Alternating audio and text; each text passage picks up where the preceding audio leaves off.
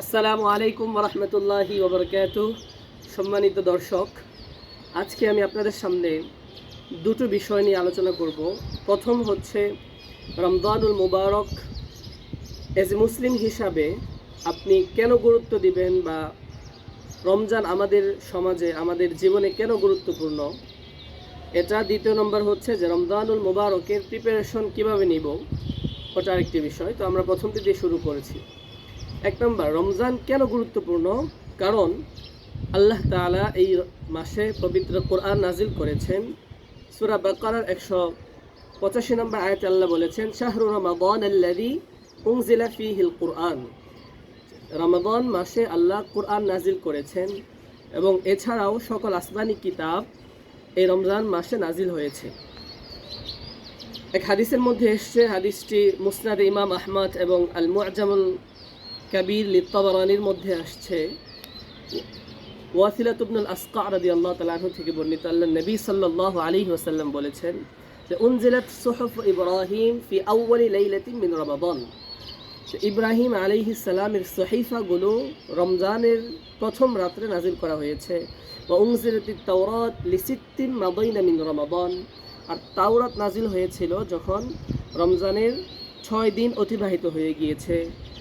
In the similar way, وأنزل الجبور وأنزل الإنجيل ل13 خلت من رمضان. ইনজিল নাজিল হয়েছিল রমজানের 13 দিন অতিবাহিত হয়ে গেলে। وأنزل الزبور ل18 من رمضان خلت من رمضان. আর জাবুর নাজিল হয়েছিল 18 দিন যখন অতিবাহিত হয়ে গিয়েছিল। ঠিক তদ্রূপ وأنزل القرآن في رمضان, এই রমজানে কোরআন নাজিল হয়েছিল। সুতরাং এটা হচ্ছে কোরআনের মাস। হযরত ওমর রমজান আসলে বলতেন যে মারহাবান বিশাহরিল কোরআন, যে কোরআনের মাস। মারহাবা ও মারহাবান বিল মুতাহহারি লিল কুলুব, এমন একটা মাসের সুস্বাগতম জানাচ্ছি যেটা মানুষের কলবকে পরিশুদ্ধ করে। 2 নম্বর আরেকটি কারণ, যে কারণে আপনাকে গুরুত্ব দিতে হবে রমজান এলে, আল্লাহ রসুল হাদিসের মধ্যে বলেছেন, বুখারীর হাদিস, ইযা জাআ রমাদান ফুতিহাত আবওয়াবুল জান্নাহ, যখন রমাদান চলে আসে তখন জান্নাতের দরজাসমূহ খুলে দেওয়া হয়। শুধু তাই না, ওয়া গুল্লিকাত আবওয়াবুন নার, জাহান্নামের দরজাসমূহ বন্ধ করে দেওয়া হয়। ও সুফিদাতিশ শায়াতিন, এবং শয়তানদেরকে বেড়ি পরিয়ে দেওয়া হয়। এই কারণেও রমজান গুরুত্বপূর্ণ।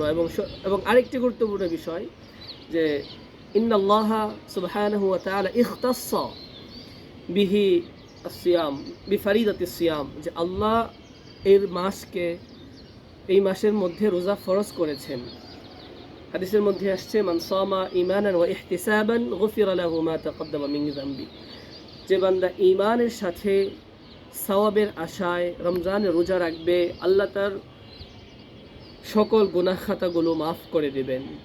এবং আরেকটি গুরুত্বপূর্ণ বিষয়, ইস্তিজাবাতুদ দুআ, আপনার আমার দোয়া আল্লাহ এই মাসে কবুল করবেন। হাদিসের মধ্যে আসছে, সালাসাতুন লা তুরাদ্দু দুআউহুম, 3 শ্রেণীর মানুষের দোয়া আল্লাহ ফেরত দেন না। তার মধ্যে এক শ্রেণী হচ্ছে সায়েম, রোজাদার ব্যক্তি।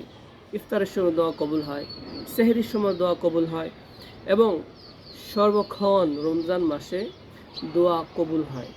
এবং গুরুত্বপূর্ণ একটা বিষয় যে ফিহি লাইলাতুল কদরি, যে রমজানুল মাসে লাইলাতুল কদর রয়েছে, যেটা খায়রুম মিন আলফি শাহরিন, যেটা 1000 মাস থেকে উত্তম। এবং সর্বশেষ মুদাআফাতুল আজরি, এই মাসে আজর সওয়াব আল্লাহ অনেক গুণ বাড়িয়ে দেন, 10 গুণ, 70 গুণ, এবং হিসাব ছাড়া। আল্লাহু ইউদাইফু লিমান ইয়াশা বিগাইরি হিসাব, যে আল্লাহ হিসাব ছাড়া আল্লাহ কোনো আমলের প্রতিদান বাড়াতে থাকেন। এবং সর্বশেষ বন্ধুগণ, আল ইতকু মিনান নার, আল্লাহ অসংখ্য মানুষকে, গুনাহগারকে জাহান্নামের আগুন থেকে মুক্তি দেয়। হাদিসের মধ্যে আসছে, ওয়ালিল্লাহি উতাকাউ মিনান নার ফি কুল্লি ইয়াউমিন মিন রমাদান, রমজান মাসে আল্লাহ প্রত্যেক দিন অসংখ্য মানুষকে জাহান্নাম থেকে আল্লাহ মুক্তি দান করেন। মোটামুটি এই ছিল হচ্ছে রমজানের গুরুত্ব। এছাড়া আরও অনেক গুরুত্ব আছে। এজন্য আপনি মুসলিম হলে অবশ্যই আপনাকে রমজানের ইহতিমাম করতে হবে এবং রমজানের গুরুত্ব দিতে হবে।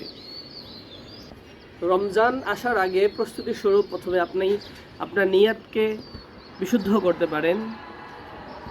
তাজদীদিন নিয়াহ, নিয়তকে সুন্দর করে করতে পারেন যে ইখলাসের সাথে, যে এই বছর যত কাজ করবে, আগে যা হয়েছে তো হয়েছে, তো এই বছরের রমাদানকে আমি কি সুন্দর করে সাজাবো, এবং একটা আহদাফ, একটা লক্ষ্য নির্ধারণ করা। আপনি একটা প্ল্যান করেন যে এই রমজানে আমি এই আমল করব। এরকম যেন না হয় যে আপনাকে জিজ্ঞেস করলাম যে আপনি কয় খতম পড়বেন, আপনি বললেন যে দেখি কতটুকু পড়া যায়। এমনটা হওয়া যাবে না। আপনার একটা প্রি প্ল্যান্ড থাকবে যে ওকে আমি 10 খতম কোরআন পড়ব, আমি এত টাকা দান করব, এবং এইভাবে আমি রমজানকে কাটাবো। এর জন্য একটা পরিকল্পনা আপনার থাকে। এবং বন্ধু, আরেকটা বিষয়, ইস্তিআদাদুল কলবি, আপনার অন্তরকে রমজানের জন্য প্রস্তুত করতে হবে। সেটা আপনি কিভাবে করবেন? আপনার অন্তর থেকে যত রকমের গুনাহ আছে, হিংসা, বিদ্বেষ, এগুলো বাদ দিতে হবে এবং অন্যকে মাফ করে দিতে হবে। এবং আরেকটা বিষয়, সেটা হচ্ছে রমজানের আগে আপনাকে করতে হবে এজ এ প্রিপারেশন আল ইকসার মিনাত তাওবাতি ওয়াল ইস্তিগফার, প্রচুর পরিমাণে তাওবা এবং ইস্তিগফার করতে হবে। এবং যেহেতু শাবান মাস, আপনাকে প্রচুর পরিমাণে রোজা রাখতে হবে। হাদিসের মধ্যে আসছে, হযরত আম্মা জানা আয়েশা সিদ্দিকা রাদিয়াল্লাহু তাআলা আনহার হাদিস, নবীকে জিজ্ঞাসা করেছেন, ইয়া রাসূলুল্লাহ মা রাআইতু, আপনাকে দেখি নাই আকসারা সিয়ামান মিন ফি শাহরিন মিনাশ শুহুরি ইল্লা ফি শাবান, শাবান মাসে আপনি যে পরিমাণ রোজা রেখেছেন, এই পরিমাণ রোজা আমি অন্য কোনো মাসে রাখতে দেখিনি। আল্লাহ রাসূল তখন বললেন যে এটা হচ্ছে শাবান মাস, এই জন্য আমি রোজা রাখি। এটা আপনি করতে হবে। এবং ফাইনালি আপনাকে কোরআন তেলাওয়াতের একটা পরিকল্পনা থাকতে হবে। প্রচুর পরিমাণে আপনি কোরআন তেলাওয়াত করবেন, এবং আপনাকে একটা নিয়ত থাকতে হবে যে আগে যা হয়েছে হয়েছে, রমজানে, এই রমজানে অন্ততপক্ষে আমি গুনাহের কাছে যাব না, আমি গুনাহের কাছ থেকে দূরে থাকব। এবং রমজানের আরেকটি গুরুত্বপূর্ণ, সহজ, অন্য সময় কঠিন কিন্তু রমজানে সহজ, এটা হচ্ছে সালাতুত তাহাজ্জুদ। সালাতুত তাহাজ্জুদ, তাহাজ্জুদের নামাজ, আল কিয়াম ফি জাওফিল লাইল, মধ্যরাতের নামাজ। এটা অন্য সময় কঠিন কিন্তু রমজানে আপনি সেহরির জন্য উঠবেন, তো এখন থেকে নিয়ত করুন যেন একদিনও আমার তাহাজ্জুদ এর নামাজ না ছুটে যায়। জাস্ট 1 থেকে 2 মিনিট আগে আপনার উঠতে হবে। এবং আরেকটি বিষয় আপনাদের খেয়াল রাখতে হবে যে আল ইনফাক ফি সাবিলিল্লাহ, যে আল্লাহর রাস্তায় প্রচুর পরিমাণে দান করা। হাদিসের মধ্যে আসছে, নবীজি ওয়া কানা রাসূলুল্লাহি আজওয়াদা, নবী সাল্লাল্লাহু আলাইহি ওয়াসাল্লাম সব থেকে বেশি দান করতেন। মিনার রিহিল মুরসালাতি, আজওয়াদু বিল খাইর মিনার রিহিল মুরসালাতি, প্রবাহমান মুক্ত বাতাস এর থেকেও বেশি নবীজি দানশীল ছিলেন। মুক্ত বাতাস কেমন? মুক্ত বাতাস যদি একদিকে যায়, সেখানে ছোট বড় উঁচু নিচু সবাইকেই বাতাস লাগে, সবাই বাতাসের দ্বারা উপকৃত হয়, স্পর্শ পায়। ঠিক তদ্রূপ নবীজি যখন দান করতেন, যেভাবেই হোক নবীজি সবাইকে দান করতেন। এবং আরেকটা বিষয়ে খেয়াল রাখতে হবে যে আল্লাহর কাছে দোয়া করতে হবে যেন আল্লাহ আপনাকে তাওফিক দান করে, আল্লাহ আপনাকে কবুল করে। এবং আরেকটি বিষয়, আপনাকে একটা রুটিন করতে হবে যে আপনি ফিকহুস সিয়াম, রোজার মাসালা মাসাইল, রোজার ফাজাইল, এবং আমাদের সালাফ যারা ছিলেন তারা রমজানকে কীভাবে কাটিয়েছেন, এই নিয়ে আপনাকে পড়াশোনা করতে হবে। এবং লাস্ট একটা কথা, যে আপনাকে রমজান উপলক্ষে আপনার আমলের কোয়ালিটি অ্যান্ড কোয়ান্টিটি দুটোকেই উন্নত করতে হবে এবং দুটোকেই গুরুত্ব দিতে হবে। তো আল্লাহ তাআলা আমাদের সবাইকে প্রোডাক্টিভ রমাদান দান করুন, এবং আমরা রমজানে যেন সর্বোচ্চ আল্লাহ তাআলার নিকটে যেতে পারি এবং সারা বছরের আমাদের ত্রুটিগুলো রমজানে কাটিয়ে উঠতে পারি। আল্লাহ তাআলা আমাদের সবাইকে তৌফিক দান করুন। ভালো থাকুন, সুস্থ থাকুন। আসসালামু আলাইকুম ওয়া রাহমাতুল্লাহ।